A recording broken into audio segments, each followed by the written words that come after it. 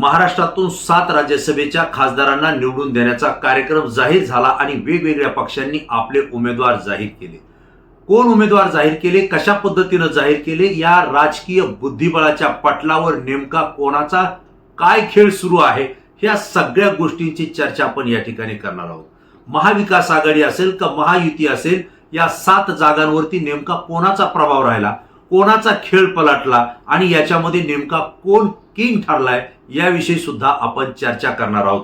कारण मोठा राजकीय बुद्धिबळाचा पट या राज्यामध्ये या पुढच्या कालावधीमध्ये आपल्याला पाहायला मिळणार आहे. कारण ही राज्यसभेच्या 7 खासदारांची निवडणूक नव्हती, तर येणाऱ्या विधानसभेच्या म्हणजे 2029च्या विधानसभेच्या निवडणुकीच्या पार्श्वभूमीवर इथं काही खेळी खेळली गेली आहे का, कोणी डावपेच टाकलेत का, याविषयी सुद्धा आपण चर्चा करणार आहोत. नमस्कार, मी दिनकर शिंदे, आपण पाहताय DS न्यूज. तुमचं मत माझं मत मध्ये आपलं स्वागत. मित्रांनो, महाराष्ट्रातून राज्यसभेच्या 7 खासदारांना निवडून द्यायचं होतं.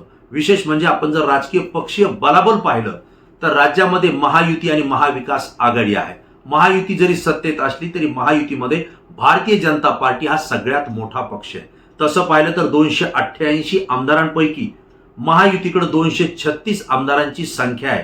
त्यामध्ये भारतीय जनता पार्टी 132 आमदारांची संख्या आहे. एकनाथराव शिंदे यांच्या शिवसेनेचे 57 आमदार आहेत आणि अजित पवार यांच्या राष्ट्रवादी काँग्रेसचे 41 आमदार आहेत.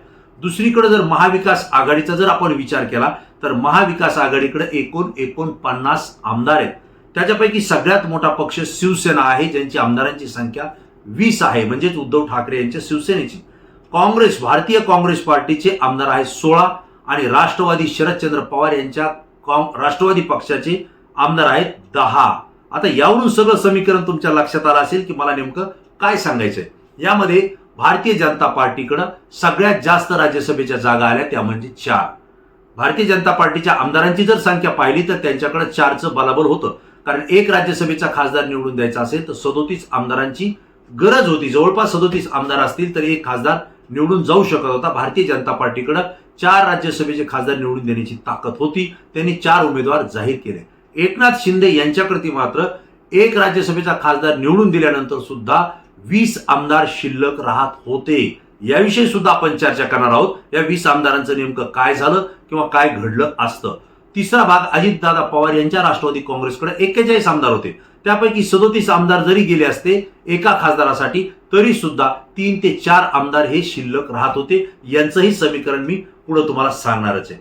पण दुसरीकडे महाविकास आघाडीमध्ये शिवसेना, काँग्रेस आणि राष्ट्रवादी काँग्रेस या तिघांचे मिळून 49 जे काही आमदार होते त्यापैकी एक राज्यसभेवर जाणं शक्य होतं आणि त्या ठिकाणी त्यांच्याकडून एकच राज्यसभेवर गेलेले ते म्हणजे शरद पवार. महायुतीनं जे काही निर्णय घेतले आपले उमेदवार देताना 7 पैकी 6 उमेदवार हे महायुतीचे आलेले. त्याच्यामध्ये भारतीय जनता पार्टीनं एक ध्येय धोरण ठेवलं. 2029 विधानसभेची याच्यावरती पडसाद दिसत आहेत का, सावली दिसते का, त्याची रणनीती दिसते का, तर हो, निश्चितपणे आपल्याला दिसते. भारतीय जनता पार्टीनं महाराष्ट्राच्या राजकारणाचा जो अभ्यास केलाय पूर्ण, मग मराठवाडा असेल, पश्चिम महाराष्ट्र असेल, खानदेश, विदर्भ आणि कोकण या सगळ्या भागांचा अभ्यास करून भाजपनं सोशल इंजिनिअरिंग या ठिकाणी केलेली आपल्याला पाहायला मिळत आहे. म्हणजेच काय, वेगवेगळ्या जाती धर्माच्या लोकप्रतिनिधींना त्या ठिकाणी प्रतिनिधित्व करण्याची संधी दिली आहे. त्यामध्ये सगळ्यात पहिलं नाव येते ते विनोद तावडे. खरं म्हणजे विनोद तावडे हे भारतीय जनता पार्टीचे नेते आहेत.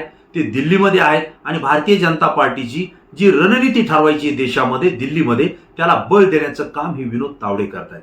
अनेक राज्यामध्ये प्रभारी म्हणून त्यांनी काम केलं. बिहारच्या निवडणुकीमध्ये सुद्धा विनोद तावडे यांनी महत्वाची भूमिका बजावली. लोकनेते गोपीनाथराव मुंडे यांच्या सोबत जे विश्वासू नेते मंडळी होती भारतीय जनता पार्टीतले, त्यापैकी विनोद तावडे हे एक नाव येतं. मुख्यमंत्री पदाचे सुद्धा ते दावेदार होते, परंतु कालांतराने त्यांना विधानसभेची उमेदवारी दिल्या गेली नाही आणि त्यामुळे ते मागे पडले. परंतु आता मात्र भाजपनं त्यांना राज्यसभेची उमेदवारी देऊन राज्यसभेवर घेतलंय. ते मराठा समाजाचे जरी असले तरी पक्षासाठी त्यांनी दिलेलं योगदान असेल किंवा दिल्लीमध्ये त्यांचं महाराष्ट्राच्या दृष्टीनं किंवा महाराष्ट्राची बाजू दिल्लीत मांडण्याच्या दृष्टीनं त्यांची जी ताकद आहे ती ओळखून त्यांना त्या ठिकाणी संधी दिली आहे असं म्हटलं तरी काही वावगं ठरणार नाही. भारतीय जनता पार्टीमध्ये त्यांना मानणारा एक मोठा वर्ग महाराष्ट्रामध्ये आहे, ज्याचा फायदा 2029च्या निवडणुकीमध्ये होऊ शकतो असं भाजपला कदाचित वाटत असेल. दुसरा उमेदवार त्यांनी दिलेला आहे रामदासजी आठवले. तसं पाहिलं तर रामदास आठवले हे एनडीएच्या मित्र पक्षाचे नेते आहेत. रिपाईचे ते प्रमुख अध्यक्ष आहेत. विशेष म्हणजे ते दलित समाजातून येतात. गेल्या अनेक वर्षापासून ते राजकीय चळवळीमध्ये आहेत, अनेक वेळा ते लोकसभेमध्ये आहेत, राज्यसभेमध्ये आहेत. शरदचंद्र पवार यांचे ते खास मित्र होते, परंतु त्यांनी काँग्रेस सोडल्यानंतर किंवा मित्रपक्ष सोडल्यानंतर भारतीय जनता पार्टीसोबत 2014 पासून ते आहेत आणि लोकसभा आणि राज्यसभेमध्ये ते समाजाचं, राज्याचं प्रतिनिधित्व त्या ठिकाणी करतात. त्यांना सुद्धा भाजपनं संधी दिली. त्याचं कारण हे तसं आहे, महाराष्ट्रामध्ये जे जातीय समीकरण सुरू आहेत, धार्मिक समीकरण सुरू आहेत, यामध्ये सगळ्या समाजाचे लोक आपल्यासोबत धरणं आता गरजेचं आहे. महाराष्ट्रामध्ये प्रकाश आंबेडकर यांची वंचित बहुजन आघाडी ही महाराष्ट्रामध्ये आपली पायामुळं मजबूत करते. त्यांच्या पाठीमागं दलित समाज मोठ्या संख्येने, इतर समाज बांधव सुद्धा त्यांच्या पाठीशी ताकदीनं उभा राहत आहेत. त्यांनी आंदोलन पुकारलं तर लाखोच्या संख्येनं समाज बांधव येत आहेत. परंतु त्याच बाजूला रामदास आठवले हे रिपाईचे अध्यक्ष आहेत. त्यांना जर राज्यसभेवर घेतलं तर पूर्ण समाजाची ताकद त्यांच्या बाजूने जी आहे ती भारतीय जनता पार्टीला महाराष्ट्रामध्ये 2029ला कामी आणता येईल आणि आपल्यासोबत हा समाज जो काही रामदासजी आठवले यांना मानणारा जो वर्ग आहे तो आपल्यासोबत ठेवण्यासाठी भाजपनं त्यांना पुन्हा एकदा संधी दिली आहे. आणि विशेष म्हणजे मित्र पक्षाला सुद्धा आम्ही संधी देतोय, हा सुद्धा संदेश भाजपनं त्यांच्या राज्यसभेवर पाठवून हा या ठिकाणी दिलेला आहे. तिसरा जो उमेदवार आहे भाजपचा ते म्हणजे माया युनाते. माया युनाते ह्या भारतीय जनता पार्टीच्या पदाधिकारी आहेत, कार्यकर्ते आहेत. तसं पाहिलं तर त्या आदिवासी समाजाच्या आहेत. आदिवासी समाज हा महाराष्ट्रामध्ये मोठ्या संख्येने, आपल्याला माहिती आहे की आदिवासी समाजाचे सुद्धा जवळपास 23 आमदार महाराष्ट्रात आहेत आणि या समाजाचं सुद्धा प्राबल्य महाराष्ट्राच्या प्रत्येक भागामध्ये आहे. मराठवाड्यामध्ये सुद्धा मोठा समाज आहे आणि या समाजातून जर प्रतिनिधित्व दिलं तर निश्चितपणे त्याचाही फायदा आपल्याला महाराष्ट्रामध्ये होऊ शकतो. आणि विशेष म्हणजे माया युनाते ह्या महिला आहेत, त्यामुळे महिला कार्ड आणि दलित कार्ड आणि आदिवासी कार्ड या दोन्हीचाही संबंध भारतीय जनता पार्टीने या राज्यसभेच्या निवडणुकीमध्ये ठेवलाय, हे आपल्याला या ठिकाणी पाहायला मिळतंय. आणि चौथे उमेदवार त्यांनी दिले ते म्हणजे रामराव वडकुदे.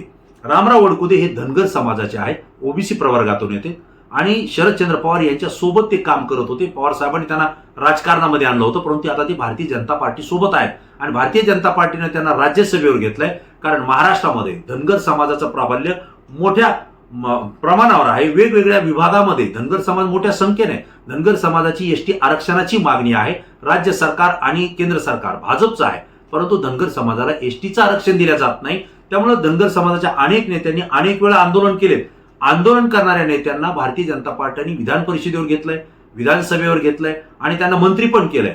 परंतु समाजाची मागणी ही आरक्षणाची आहे, वेगळ्या पद्धतीची आहे आणि त्यांनाही धरणं गरजेचं आहे. आणि त्यामुळे समाजाला धरून चालणारे रामराव वडकुदे जे आहेत यांना राज्यसभेवर भारतीय जनता पार्टीने घेतलंय. एक प्रकारे धनगर समाजाला सुद्धा येणाऱ्या कालावधीमध्ये आपल्यासोबत ठेवण्याचा प्रयत्न हा भारतीय जनता पार्टीने केलाय. एकंदरीत सोशल इंजिनिअरिंगचा प्रयोग हा भारतीय जनता पार्टीनं राज्यसभेसाठी महाराष्ट्रामध्ये केलाय, ते स्पष्ट दिसत आहे.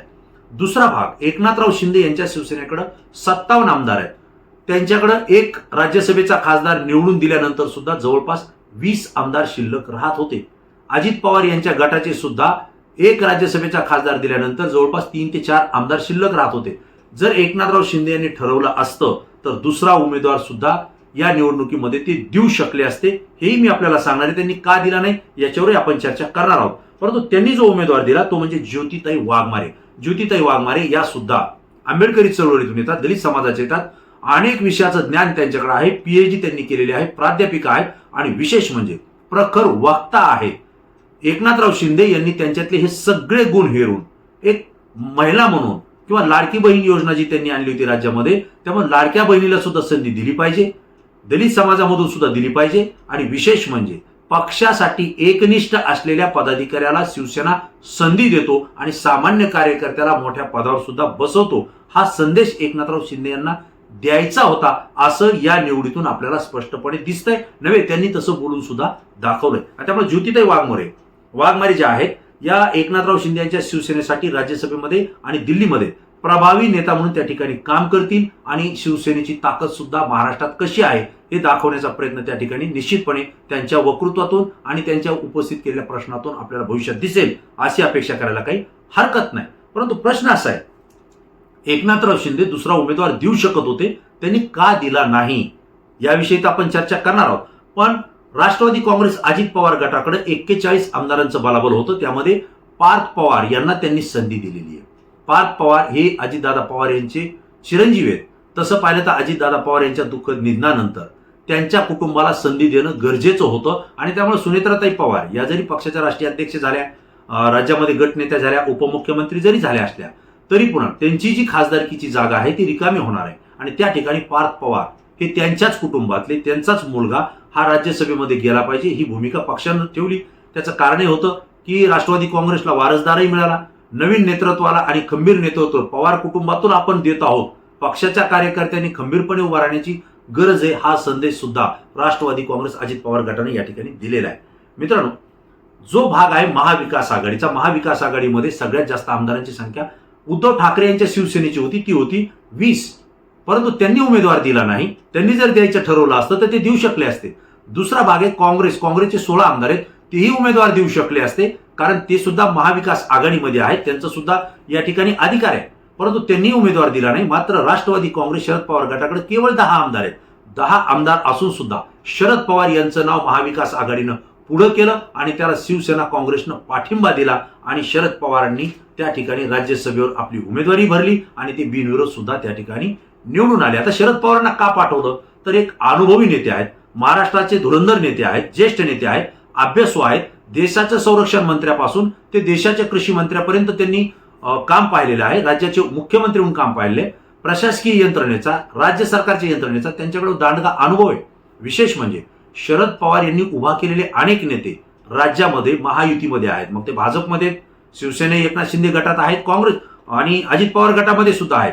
उद्या शरद पवारने एखादा शब्द टाकला तर त्यांच्या शब्दाला किंमत देणारे नेते महायुतीमध्ये सुद्धा आहेत आणि महाविकास आघाडीमध्ये तर आहेत, कारण पवार साहेब त्यांचे नेतेच आहेत.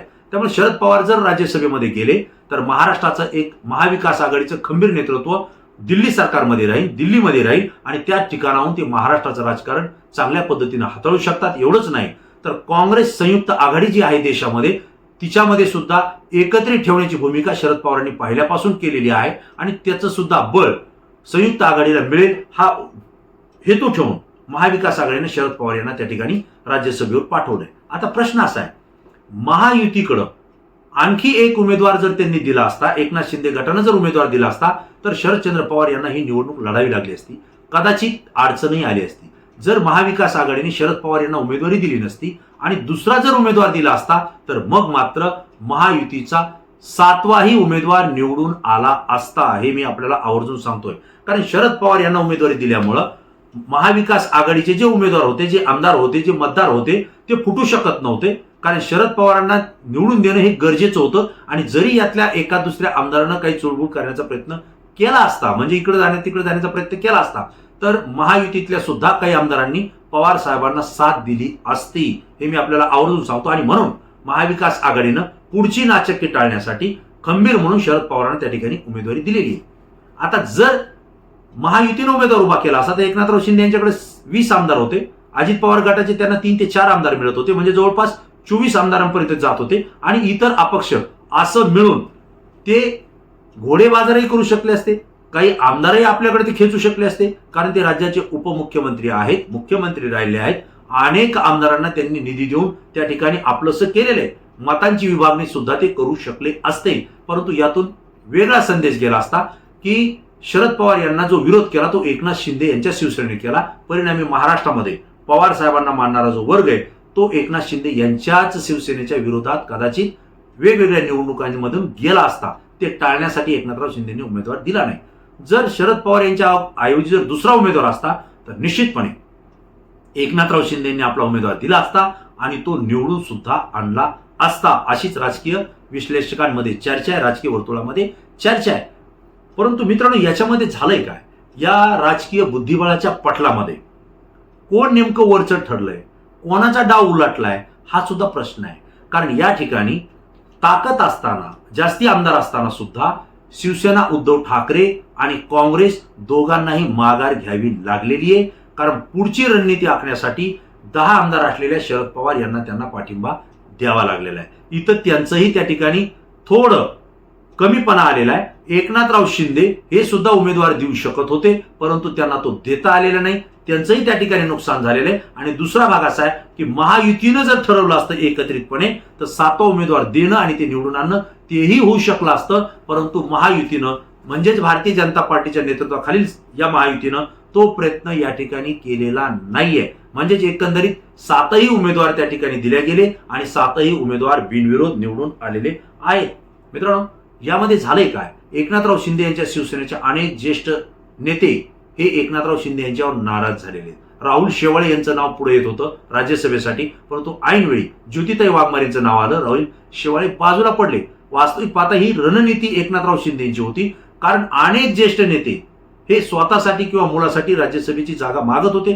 हे दिल्लीपर्यंत जाऊन आले होते. भारतीय जनता पार्टीच्या वरिष्ठ नेत्यांनाही भेटून आले होते. हे एकनाथराव शिंदे यांना माहीत होतं. त्यामुळे त्यांनी कदाचित राहुल शेवाळेंना उमेदवारी देण्याचं त्या ठिकाणी समोर आणलं आणि ऐन वेळेला मी त्यांनाही माघार केली आहे आणि ज्योतिताईंना संधी दिली आहे हा संदेश देऊन आपल्या वरिष्ठ ज्येष्ठ नेत्यांना सुद्धा त्या ठिकाणी त्यांनी थांबवण्याचा यशस्वी प्रयत्न केलाय असं म्हटलं तरी ठीक आहे. परंतु त्यांच्या अंतर्गत गटबाजी सुद्धा झालेली आहे. एकंदरीत हा जो काही राजकीय पटलावर चाललेला जो बुद्धिबळाचा खेळ आहे याच्यामध्ये नेमका वरचष्मा कोणाचा झाला, कोण वरचढ राहिलाय आणि कोणाचा डाव पलटला हा प्रश्न तर अनुत्तरित आहे.